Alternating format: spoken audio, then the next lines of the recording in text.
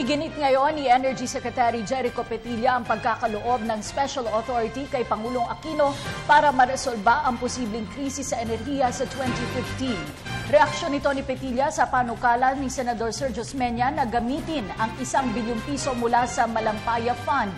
Ito ay para bayaran ang gastusin ng pribadong kumpanya na lalahok sa Interruptible Load Program. Sa ilalim ng ILP, gagamitin ng malalaking kumpanya ang kanilang mga generator sets upang bumaba ang demand sa pangunahing supply ng kuryente. Nagkasundo naman sina Petilla at Osmeña na palalakasin ang information campaign para hikayatin ang publiko na magtipid sa kuryente. Narito ang ulat ni Sam Ramirez. Isinusulong pa rin ni Energy Secretary Jericho Petilla ang pagbibigay ng Special Authority kay Pangulong Aquino para masolusyonan ang nakaambang power crisis sa Luzon sa summer 2015. We maintain that it be there, pero it's up to Congress and Senate to strike it out if they feel it's not needed anymore. But kagaya ng sinabi ko, we'd like to keep all our options.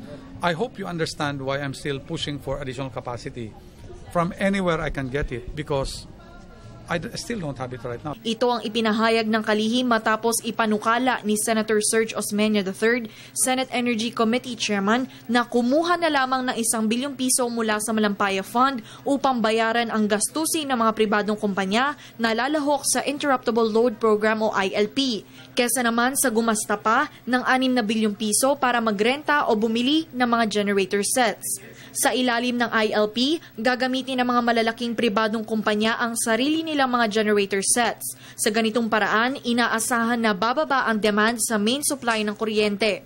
Ngunit, puna ni Petilla, iba-iba pa rin ang demands o mga pangangailangan ng bawat ILP prospect. Yung iba ayaw tumakbo ng more than 4 hours. Yung iba ayaw tumakbo ng less than 8 hours. Yung iba ayaw nilang mag-change ng power during production kasi itatapon nila yung 3 to 5% ng production nila, which can cost millions of dollars. ILP is actually the cheaper option. The only problem that we have is it's voluntary. So how do we make them really volunteer? Ngunit iginiit ni Osmeña, may paraan upang maresolba ito. There are technical problems. We will solve it. You know, kami sa management, we're problem solvers. There's always a new problem every day. We've just never encountered a problem before, but we're not overwhelmed by it.